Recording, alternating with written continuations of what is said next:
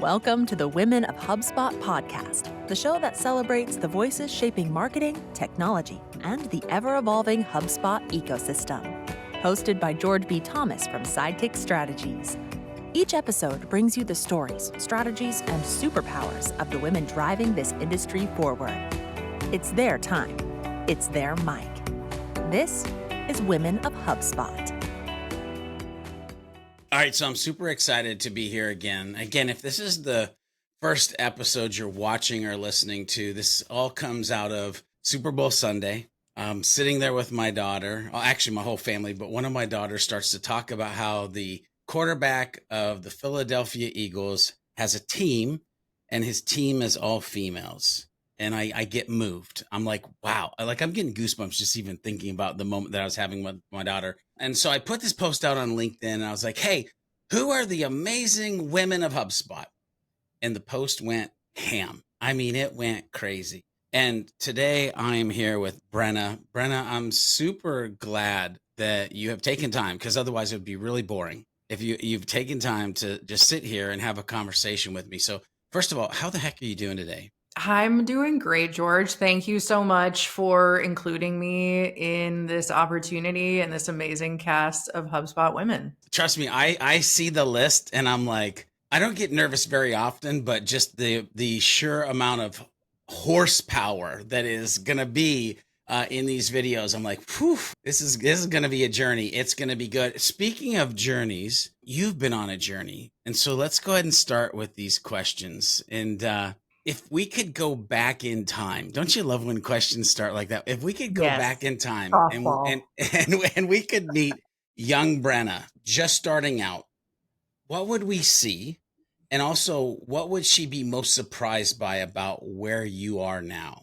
Oh man, I love this question. And now that I'm at a certain point in my career, I actually have thought about this a lot. So even like going back to high school, I went to a very, very competitive high school. Like I ended up going to a state school and had a great college experience. I graduated with a lot of Ivy Leaguers. I was in a lot of AP classes. So I kind of went into that feeling a little bit of pressure to achieve a certain status or to have my career trajectory figured out when I was 18, which is silly for most of us. I would be shocked if most of us had that figured out. But throughout college, like I changed my major a lot. I was an English major. I wanted to be a vet. I wanted to be a librarian. I had a lot of ideas, but I didn't have a lot of focus. And from a work standpoint, I started working in retail and kind of the service industry early, like when I was 16. I kind of worked my way through college. I worked at like action sports retail companies. And then even after I graduated and moved out of my hometown in New York, I was still working in retail for a while. And I got my first gig in kind of the corporate world when I moved down to Atlanta, Georgia, with my now husband, which is where I am now. And kind of my first taste into corporate, and really my like kind of break into this industry was actually getting a junior level marketing role at a HubSpot. It was a HubSpot partner agency or agency partner at the time. So early stages of the program. I got in. It's how I learned about HubSpot. We were an inbound marketing agency. So I was an inbound marketing specialist. That's how I got acquainted with HubSpot Academy as well. And it was kind of the first time, it was really like the first time I even worked in kind of a tech adjacent role. I don't come from a family of folks that worked in tech, mostly blue collar jobs. So it was a first for my family as well. And then really from there, like I kind of started to figure out what I was good at and what I liked. I liked creative aspects. I liked the technical aspects of setting up products and platforms for customers.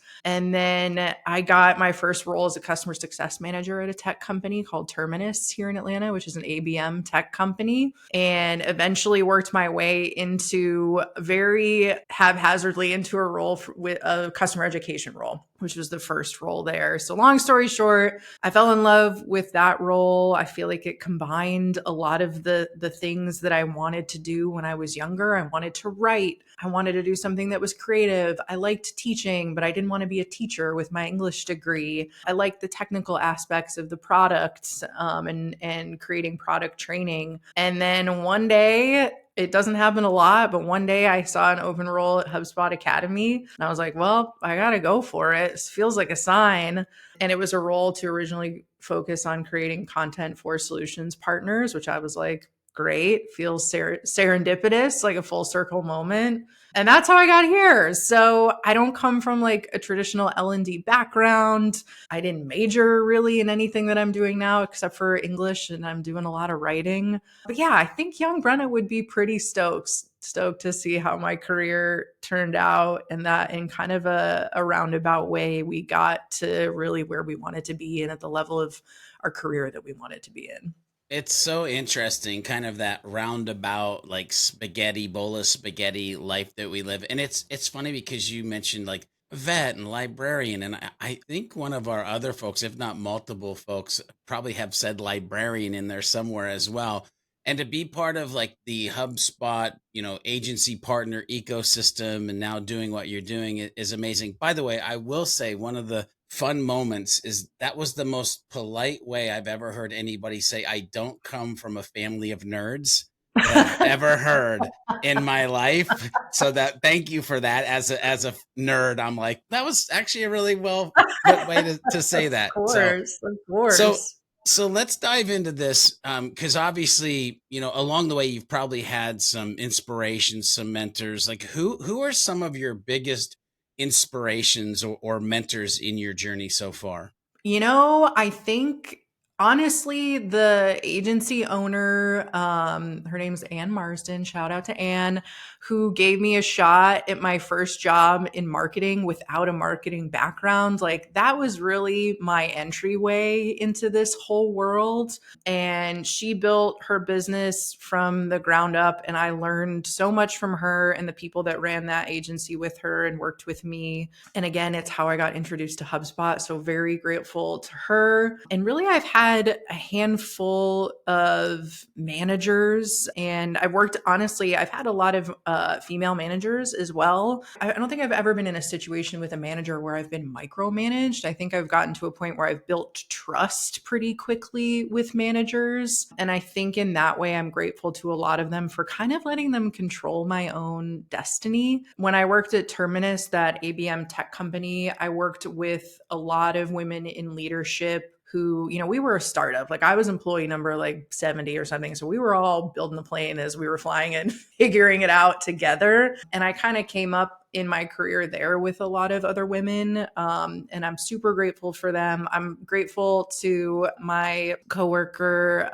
Sydney Smith, who actually gave me a shot and was like, hey, we are going to pilot this customer education role. We've never done this before. Would you be into it? We think you'd be a good fit for it. So she's really the reason that I got to be where I am here at HubSpot in this role. And I work with a lot of incredible people and incredible women on the HubSpot Academy team. I think you've already talked to one of them, Meg Duffy, who's also a senior professor on my team. Meg has been just a champion of mine from day one. We've gotten to collaborate on a ton of projects together. Her and Jory Monroe, who you might know as well.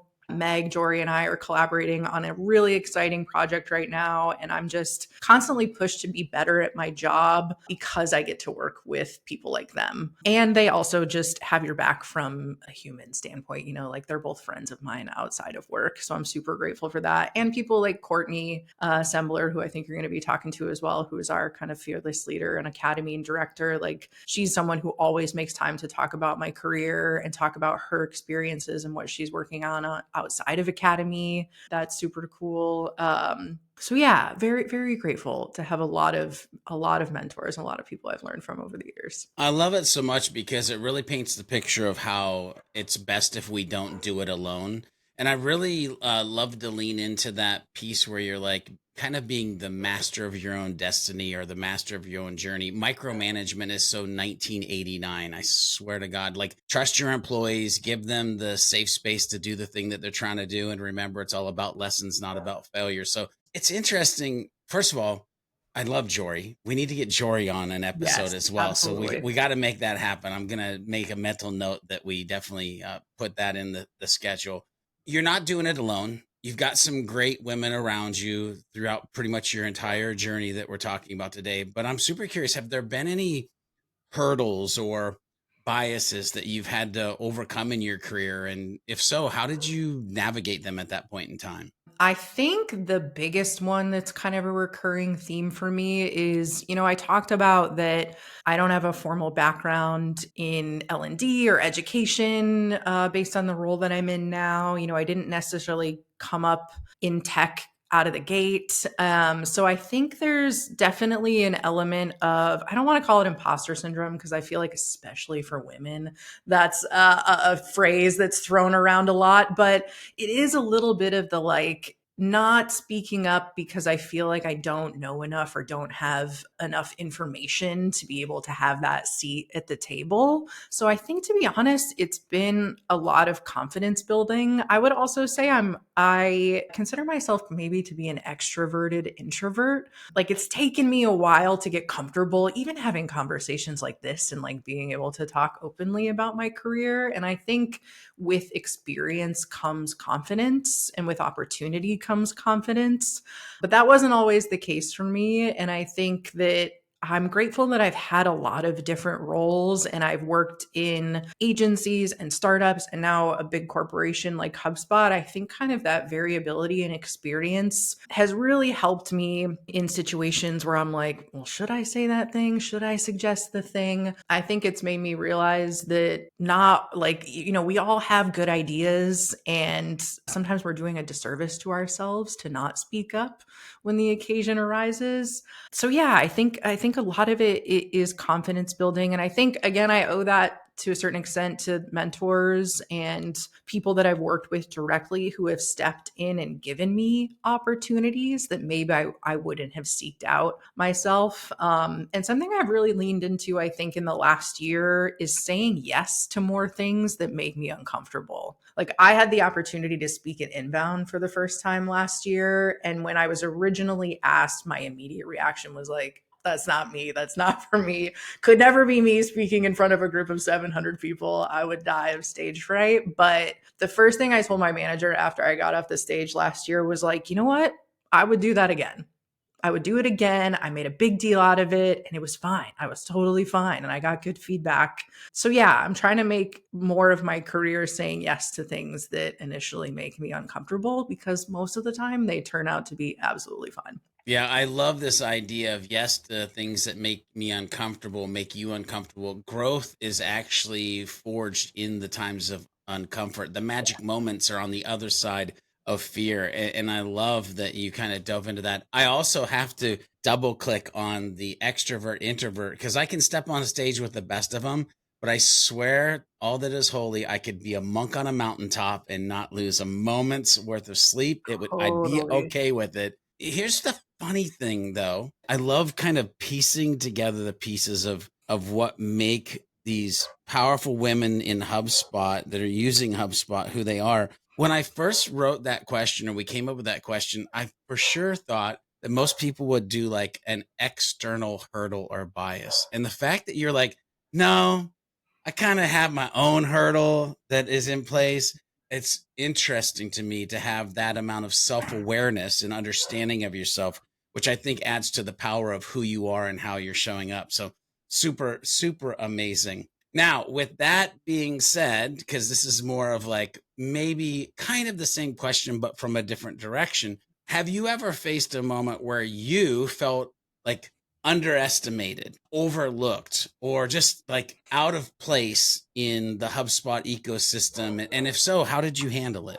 Totally. I mean, I think, to be honest, coming in and working with and supporting the Solutions Partner Program, I kind of felt two ways about it. I was like, this is an amazing opportunity. HubSpot is super invested in its partner program. Partners are invested and leaned into the program. This feels like an incredible opportunity and a great role to step into. But at the same time, our partners are experts. Like, I am 6 or 7 years removed from being a HubSpot platform user at this stage. So I'm not a product expert anymore. And also, the ecosystem has evolved so much since I've kind of been like on the outskirts of it in tech and in ABM. I've been working with marketers in my last job for the last 6 years, but I think a thing kind of related to what we were talking about before, like a thing that I get in my head about is not feeling like I'm an expert. Like if I'm an educator, I should be the expert, right? Which is true in some respects, but not in others. Sometimes it's about working with the people that are the experts to share the information in a way that reaches the biggest possible audience and provides the most value. So I think that was really intimidating. You know, partners create a ton of user generated, like incredibly insightful, helpful content on channels like LinkedIn every day. And I would definitely get in my head about it, especially when we're creating certifications for y'all. We want to create stuff that provides value. And to be honest, like rather than get in my own way about it, I think what I found to be really helpful is working with partners directly to create that content. Whether it was like, hey, I'm putting this thing together. Can I chat with you about it? Could I send you some stuff to review? Do you want to be featured as an expert in this content? So I found that like working with the experts and working with people directly kind of helped remove that mental block for me. It was definitely still there. You know, partners love to give hot takes and we appreciate them because that's how we move forward together. But yeah, I think like building relationships with people, like once you have conversations like this, you realize that we're all just people trying to do our best work. And I think that relieved a lot of the anxiety that I had about not showing up the way I wanted to or producing the best content that I could to help a group like our solutions partners. I love that so much. And the fact that it comes down to, if we boil down what you said, is like, listen, I was uncomfortable, but I knew I loved to create content. I kind of want to be an expert, but I'm close to the experts. And by the way, hashtag collaboration. Like, let's use that Amen. for the win. And it's so good and so powerful. And honestly, over the years, the amount of content we've created that are like interview based or collaborative content, it always wins. Like everybody's coming from the right perspective or from the right place when they're creating this. Okay, so by the way, this is amazing. I love these conversations so much. So, Brenna, my next question is, and you kind of have to get a little bit vulnerable with this one. I mean, you don't have to, but if you're going to answer it, you probably will. It's going to take you back to a place, a time, and so the question is, have you ever experienced a significant failure or a significant setback? And what did you learn from it? Yeah, totally. Anyone that says they haven't is lying. We've all Right. been there. So I Right. appreciate the opportunity to be vulnerable. Yeah, I think to be honest, like kind of before I started looking for this next opportunity at HubSpot, I was at a point in my career where, like I said, I had dedicated almost 6 years to a company that had grown tremendously during that time. It went from startup to scale up. In that time, my role changed a bunch, leadership changed a bunch. And I felt like I was busting my butt and doing a ton of good work. I managed a bunch of programs, I managed a bunch of platforms, and I was really trying to get to that next promotion level in my career. And I reached a point where promotions were announced and I wasn't on the list. And it was a period of transition for me where I felt like I thought I was on the same page with leadership and my manager, and I don't think I was. I think in situations like that, it can go both ways in terms of whose fault it is, I guess, that it ended up that way. And I took it really hard. And I think, after I kind of had the come down from it, I think what I realized was, I think I've reached a point in my career where I'm ready for something new. I really like what I'm doing, but I'm not sure that the business is focused on it right now, which is okay. That's their prerogative as a business, but I really want to do it. So I think I owe it to myself to see what other opportunities are out there. And really shortly after I kind of had that internal conversation, this job opportunity at HubSpot came across my plate and I was like, all right, universe, like cool, noted. And so yeah, I think it also taught me a lot about like anything in life. Like this can happen with friendships, it can happen with hobbies, whatever. It's like sometimes there comes a point where you're ready to move on, and that's okay. Like we go through different seasons of life and change, and that doesn't mean necessarily that you failed at a thing. It just means that time is over. And that's kind of how I look at it now. Like I took it really hard in the moment, but if I hadn't had that opportunity, would I be here where I am now? Maybe not. So yeah, I think that's what I would encourage a lot of people who find themselves in similar positions is like, if it's not working out, maybe it's not where you're supposed to be. Yeah, there's some great lessons in your answer. There's a season for everything. Many times a thing is a stepping stone to the place that you didn't know you were actually headed. And so it's so interesting to see your understanding of the power of the pivot. Like, all right, we're going to pivot. This is the way I want to go. And then it to actually work out and you be where you're at, which is absolutely amazing. Brenna, question for you. What does empowerment mean to you? And how do you pass that on to others in your field? Oof. Yeah. I think for women, empowerment means listening to women. I think it means believing women when they share their experiences. I think it also means like supporting programs that support women and really other marginalized groups as well. Things like employee resource groups, mentorship programs, leadership training programs. Like I think like inclusivity and diversity in our teams and our businesses is how we win. So that means to me that everyone deserves a shot at getting a seat at the table. And yeah, I think like my advice to other people who have been in my position is to not be afraid to speak up and share your ideas, because really what's the trade-off of not speaking up? What are you losing if you don't? What are you losing if you don't take a shot and say yes to the thing that you're afraid to do? The worst is that you find out it's not for you or that it's a no. But I think the risk or the disappointment of the unknown to me is worse. And so yeah, I think like, someone from the other side, listening, supporting, believing women and other marginalized groups and giving them that chance, taking a step back and giving them the voice is really what empowerment means. I love that so much. And so with that definition or understanding of empowerment, can you share a moment in your career where you felt especially empowered or proud of what you had achieved?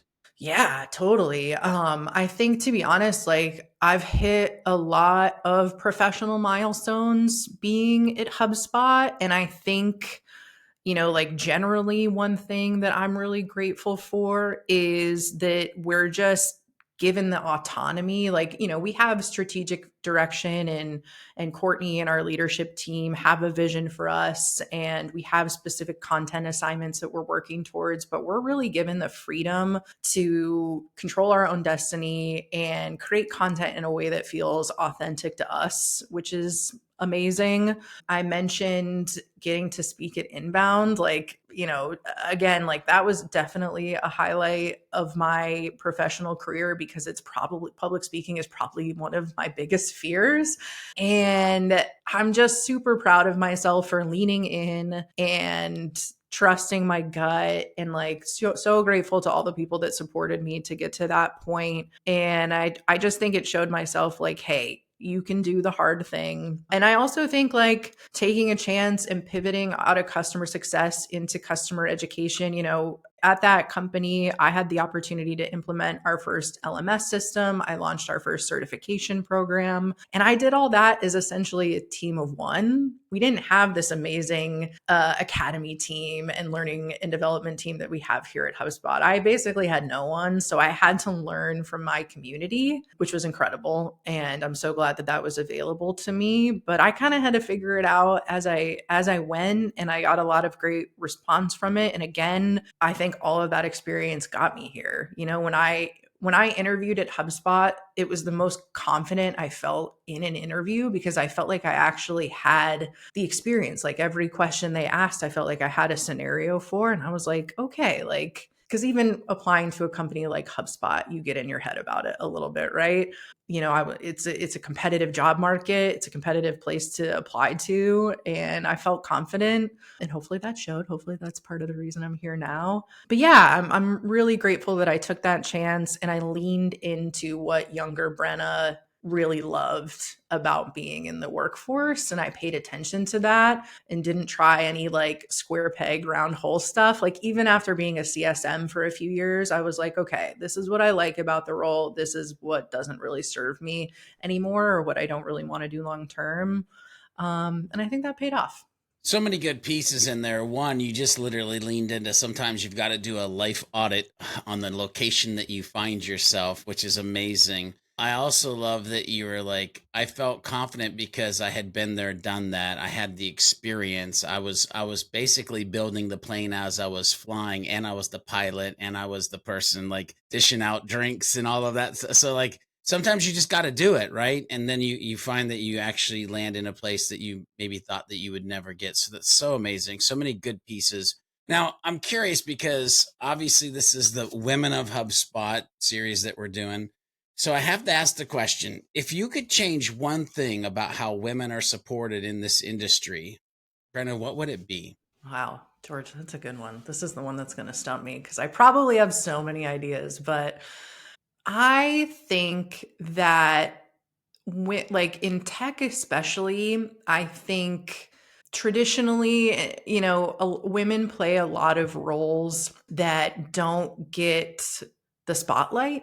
Like at HubSpot, I mean, we have so many incredible women working at HubSpot that are creating massive marketing campaigns, that are running events like Inbound, that are developing products. And I think that, we have Women's History Month, and HubSpot does a lot of incredible programming around that. But I also think like seeing more women in tech leadership, women founders, and celebrating women founders and celebrating those stories, seeing people like Yamini become CEO of a company like HubSpot is extremely inspiring to me, and I know to many other people.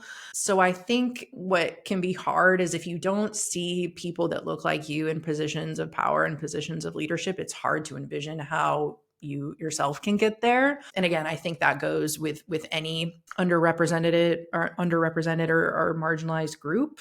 So I think giving people, telling those stories, I think is super important because they're out there. Women are doing incredible things in tech every single day. And I think it's up to us to tell those stories, and for allies and other groups to tell those stories for us and celebrate those stories, but also to make sure that women that deserve to be in those positions are getting those positions. I think, if I can speak very broadly and generally, or at least from my own perspective, sometimes it feels harder to ask for the thing that we want than to sit back and not ask for it, especially when it comes to things like promotions and opportunities to collaborate and work on specific projects. I think women can look at a resume or look at their experience more often than not and say, well, I haven't done that before, so maybe I'm not the best person for the job. And I think most of the time we end up proving ourselves wrong. So yeah, having those stories shared and actually seeing ourselves, I think, in those positions of leadership and of accomplishment mean a lot and make a lot of difference. So good. You might want to rewind that, ladies and gentlemen. I'm just saying that was such a good answer and so important to be stated.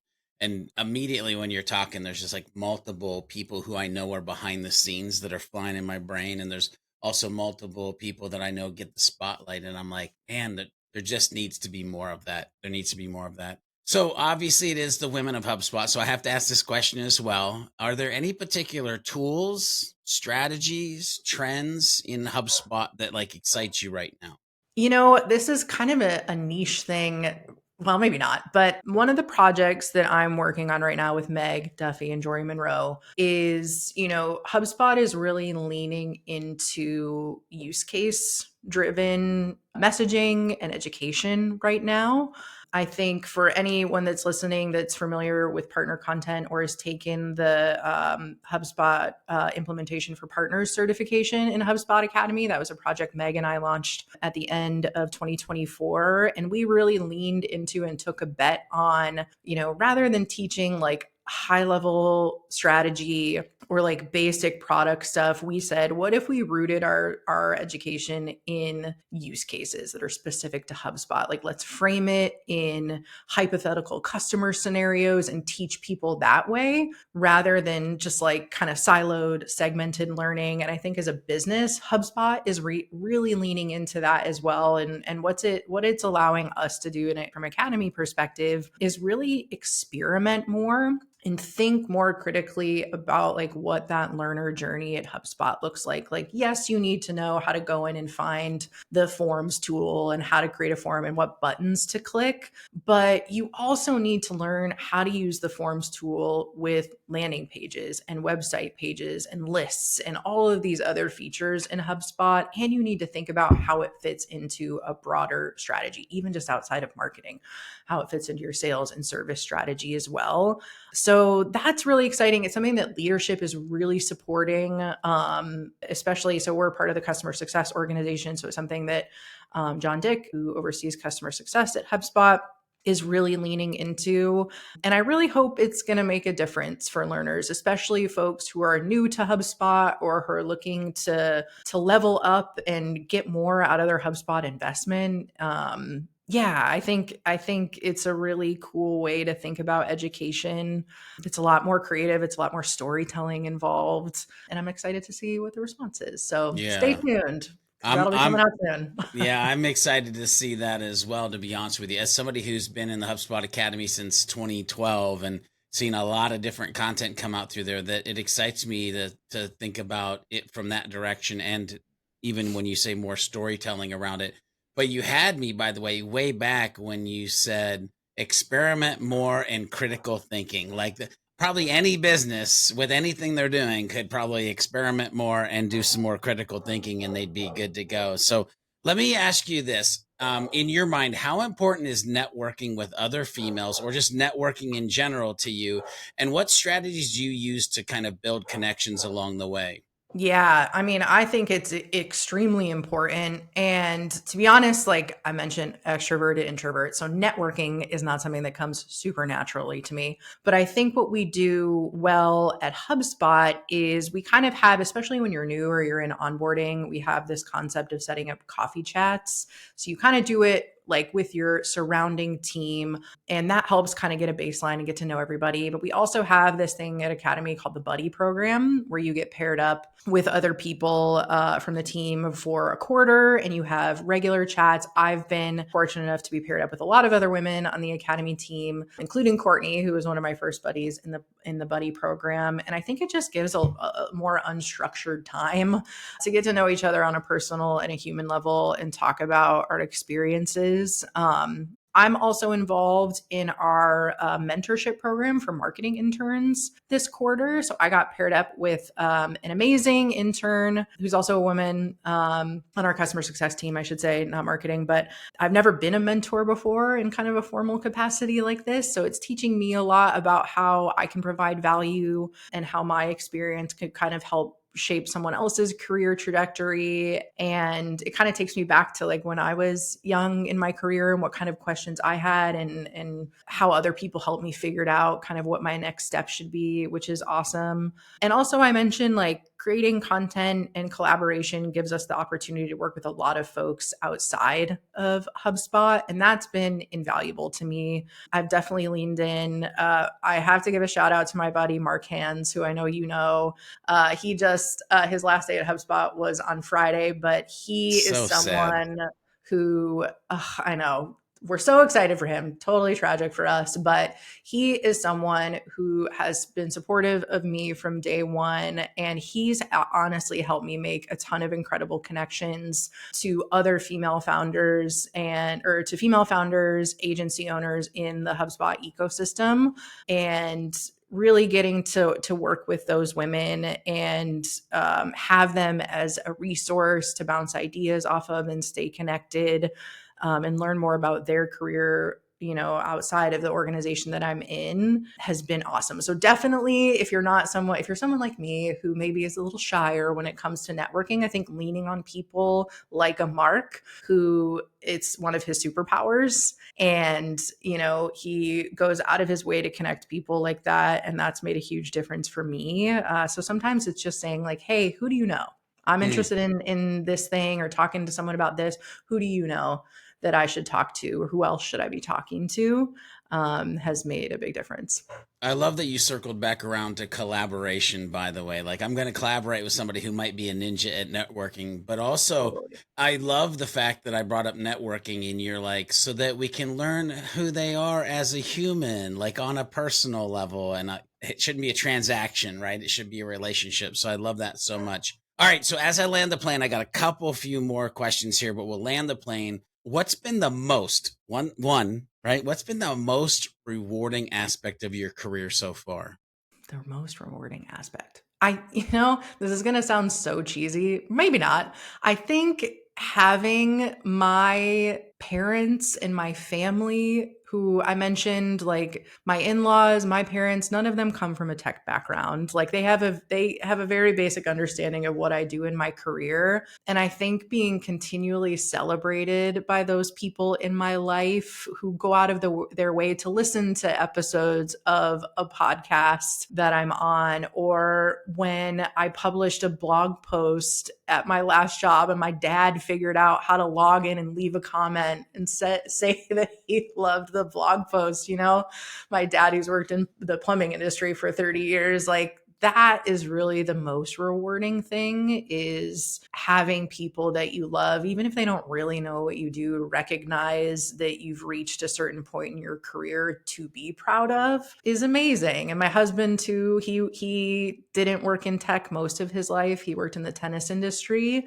And, it's really only been the last 5 years that we've kind of done similar things and can talk shop at home. And like, he's a champion of mine every day. And that really means a lot, especially as someone who doesn't like to share their own successes, which is something I'm also trying to get better at. That means everything.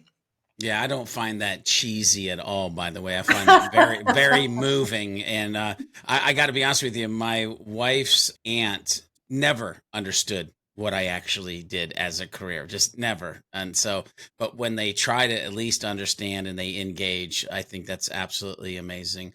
So here's the thing. I know that there's going to be people that are already in the HubSpot ecosystem that watch this. There's also going to be people who are not in the HubSpot ecosystem that are going to watch this. So what advice would you give other women who might want to choose this type of career path? Kind of in the digital age, like knowledge is super available to us and community is very available to us as well. So whether it's, I mentioned that I learned from community when I first joined or when I first got that role in customer education. That community was a Slack community that I found that was free to anyone. I think it was suggested by another person in a similar role who said, hey, you should join this Slack community. There's there's people looking to fill job roles. There's people talking about, education and tech, like all this stuff. And that's, I went back to that community so many times when I was figuring out what I was doing in that role. So whether it's a Slack community, whether it's joining a co-working space, I live in Atlanta, which is a fairly big city, and we have tons of women in tech meetups. So getting on LinkedIn or even Facebook and seeing what local groups, meetup groups are available to you is huge. And yeah, seeing like HubSpot does so much great employee resource group programming. So we have a Women in HubSpot channel, and I try to be active in that and join in discussions or attend webinars or things like that. And I think it's also leaning into opportunities, like I mentioned, whether it's applying for a team lead program or a mentorship program, or we have HubSpot Fellows, which is kind of like an MBA style leadership development program. I think leaning into those, we also seeing if your employer will reimburse you for taking a course. Most of HubSpot Academy is free, but any other type of courses or continuing education, see if your company will sponsor that or support that in any way to help you level up your career. Get on social media. There's tons of incredible social media communities to join as well. But yeah, I think just like starting small and focusing on who you know and what you're interested in, and start doing a little research. Because I think what I've found is when you start asking for help, like more and more help comes organically. It feels like a domino effect sometimes. And yeah, so don't be afraid to see what's out there. Yeah, it's a good life principle, that domino effect. When you're focused on something, it kind of shows up at your doorstep. So here we go. Here's a short, easy one. Maybe it's easy. It's a short one. But Brenna, what are your long-term goals? Really, just in life, my long-term goals are to travel and see more of the world. I think that's been the biggest learning experience and growth experience for me, is getting out of my bubble.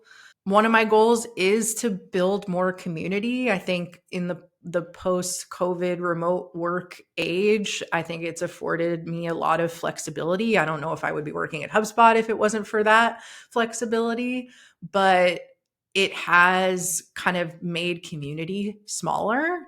So I'm kind of trying to drink my own Kool-Aid or drink my own champagne. And the advice I just gave around seeking the helpers and seeking out my community to help me build. And I think really like my biggest goal is I want to feel good about the work that I'm doing. No matter what level I'm at, I think once I start losing passion for what I'm doing, and it just becomes, to a certain extent, work is work. But I think once I feel myself stepping out of that or having a setback, kind of like in my last role, I think that's when I'll know it's time for a change.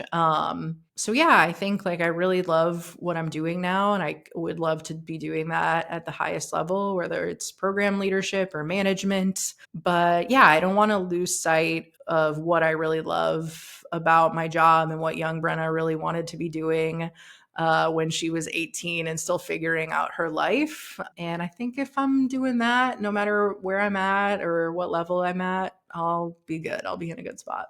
I love it so much. A, those are great goals. B, the fact that some of them were personal, some of them were business related is absolutely amazing too, because it shows this line of balance. I've got 2 questions for you, and then we're out of here. Amazing. This one is fun. The last one could get interesting, but we'll see. So what's a surprising or little known fact about you that people might not expect? I think when people meet me in person, they're surprised at how many tattoos I have. Like, Oh, I okay. have a full, like it's hard when you're on camera. Like normally I'm wearing sleeves. And I think if you are also a person that has tattoos, there are certain assumptions that people will make about you. And it's certainly something that I felt stressed about. Like once I got into the corporate world, I was like, oh man, am I too edgy to be here? Is this not professional? But thankfully, I think the working world has evolved quite a bit over the last few years. And I feel very comfortable being myself at work. But yeah, a lot of people are normally surprised, especially if I've never met you in person, that I have quite a few tattoos. Yeah, I love me some tattoos. By the way, you have to be yourself. Everybody else is taken. I'm just going to throw that out there. 100%. So, Brenna, finish this sentence. Success to me means blank. To live my life outside of work. I think freedom to pursue hobbies and be with the people that I love and have my work be a way to support that. Work to support what's truly important. Such a good way to close. Brenna, if people want to connect with you, where do you want to send them? Yeah, please. I'm Brenna Zenaty on LinkedIn. You can email me. I'll give you my email, bzenaty@hubspot.com. Hit me up. But I would love to connect.